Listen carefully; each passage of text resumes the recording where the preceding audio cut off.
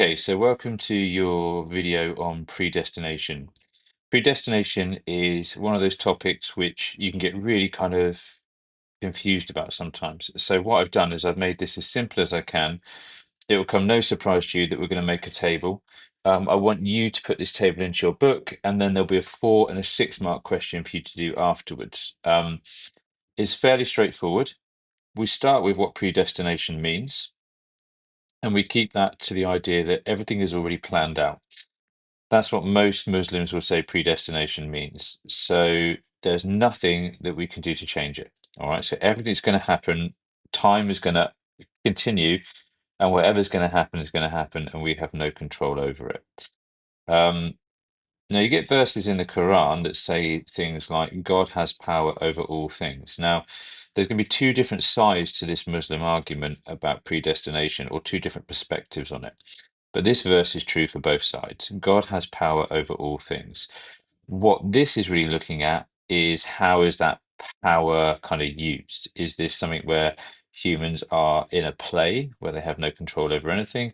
Or is this where God is transcendent and they're simply, God knows what's happening and we're simply living our lives as we would always want to, but God's aware of things before they even happen?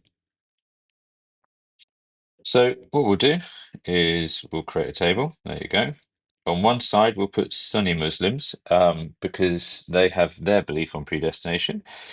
And then we'll put Shia Muslims and their belief on predestination. Now, I'm also putting here some Muslims and I'm putting other Muslims. Now, the trick is that you don't want to mess up in any assessment. And so what you could end up doing is saying Sunni Muslims and then give the Shia Muslim arguments or vice versa. If you're in any doubt, don't lose marks by not saying Sunni and Shia, but you could lose marks if you talked about Sunni when you meant Shia. So when I put some Muslims and other Muslims, I'm not trying to dumb this down and make it seem like you couldn't do this. But in a real assessment, if the pressure's on, just say some Muslims, other Muslims, as you would some Christians, other Christians. Now, Sunni Muslims believe in the 6 articles of faith, and Shia Muslims believe in the 5 roots of ad-Din. This is in a previous homework, so we've already covered this. So they're really important, though, because within the 6 articles, it will talk about predestination. Sometimes they use the word submission. Submission and predestination, they're interchangeable. And within the 5 roots, they won't talk about predestination in the same way. So we'll use that as our kind of benchmark to begin. Now, you've got this idea that some Muslims believe that Allah decides everything that will happen in all things. The master plan is God's. Okay, so in all things, God's worked everything out.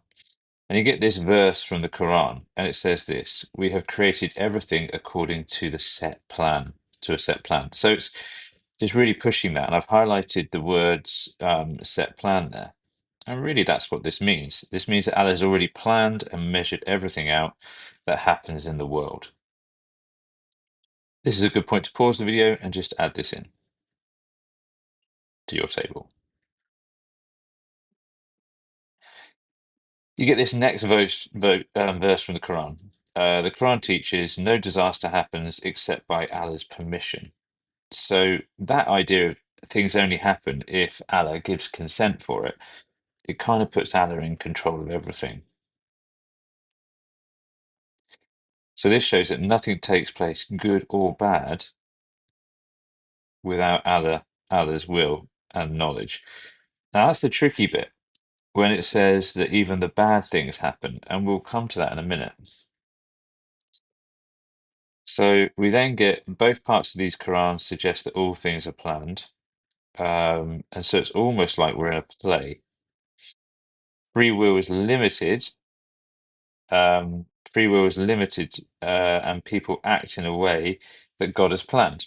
So all of these verses, all of this idea is kind of suggesting that we're living out a play. God is the writer, director, and has a master plan, and we're just part of that. Now, this could be problematic for two reasons. The first one being, and the second one here, right? Let's get them both in place. So Allah is perfect, and therefore, how can Allah be responsible for bad? So that's really problematic. That evil things are happening in the world. God is omnibenevolent, and as a result, an all-loving God allowing bad things to happen could seem quite tricky for some people. And also, some people only exist to end up in hell. If you were born and you don't become a Muslim, but you were never planned to become a Muslim, then your entire existence is one that ends up with you in hell, according to Muslims, or some Muslims. And that's kind of a tricky idea. It's true in all religions. Lots of religions cover this issue, and Islam is not the only religion that believes in predestination either. So these challenges appear in lots of different religions, but the same issue arises all the time. How can God be responsible for something that's somehow evil or bad? And is it fair to create people that they only end up in hell? That's kind of this side of the argument taken care of. You do need to make sure you've written this into a table. These are the sorts of quotes and ideas that we're going to be tested on, and so we're going to need to make sure that we've really got a clear idea on how to answer them. So pause me now and fill it in. On the other side, we've got Adalat. So Adalat is one of the five roots of Din. And obviously it's underlined in red there because the computer recognizes it as a spelling mistake because the computer is not set for Arabic. But basically, there's two things going on here. Adalat kind of pushes the idea that Allah is always right and just, and sometimes Allah may not act in ways that we can understand because it's beyond us. But ultimately, those two words at the bottom there, fair and just. Adalat, if you just summarize Adalat in the shortest sentence you could, it would be to say that Allah is fair and just. And so Shia Muslims take a slightly different understanding of what it means to have everything predestined, because they still use that kind of concept, they still kind of believe it, but their belief is based around transcendent. And we know that word, we've come across that word loads, the idea that God is outside of time and space, okay?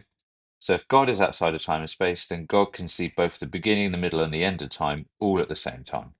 And what that really means is that God knows what's happening even before we've done it, because he can see everything outside of time and space.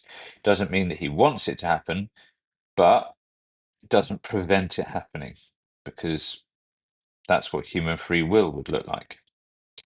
So Allah is aware of the choices you're making. Allah is aware of the choices that people make because he's outside of time and space. And then you get this verse from the Quran, which obviously means more if you've made the choice. It says, Allah is aware of the good that you do.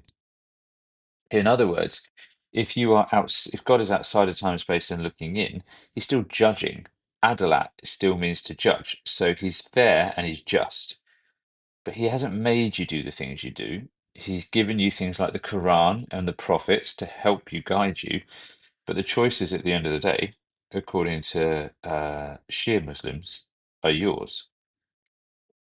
So some Muslims would say this is a better understanding because it means that you're accountable for the choices that you make, or they're accountable for the choices that they make. In other words, if they do good, it's because, Allah's told them what good is and they've managed to fulfill it. But if they do bad, it's because they're weak. The view makes evil actions of people less problematic because they're not God. God hasn't made people do this in the way that Sunni Muslims might understand it. They've done bad things, but God's perfect, so God didn't do it.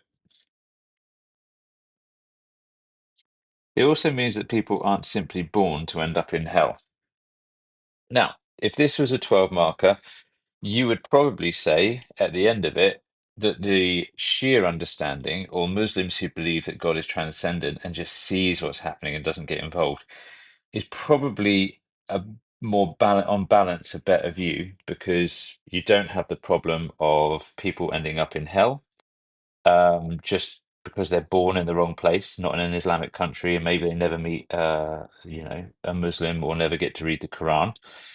And also, it's slightly less problematic because Allah hasn't caused anything bad to happen.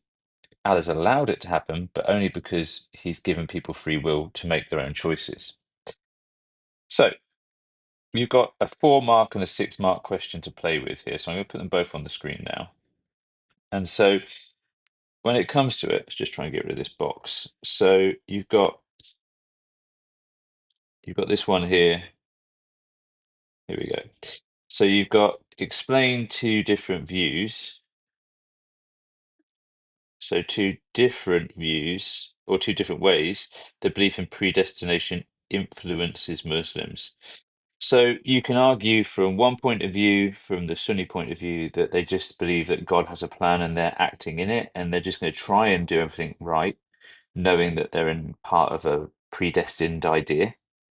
And you can use one of you don't need any verses for this one because it's a 4 marker. And then you can say other Muslims, or you can say Shia Muslims believe that God knows what they're going to do, but they're still totally in control. So you can explain those ways. And then you've got this one, which is just explain two Muslim beliefs. Explain two Muslim beliefs about predestination. Doesn't say different, doesn't say similar. So you've got to do a 6 mark answer. And what you've always got to do in every single exam that we take is you've got to read the question. And in this case, it's just asking you to explain that you understand two fairly straightforward ideas about predestination. You can pick it from anywhere on the table. You can, in your answer, say two similar beliefs. You could say two different beliefs, or you can just explain about two beliefs. You've got to read the question and make sure you answer it. And in this case, it just says explain two Muslim beliefs about predestination. Okay, you've got the table, you've got the questions. Complete this for your homework. Good luck.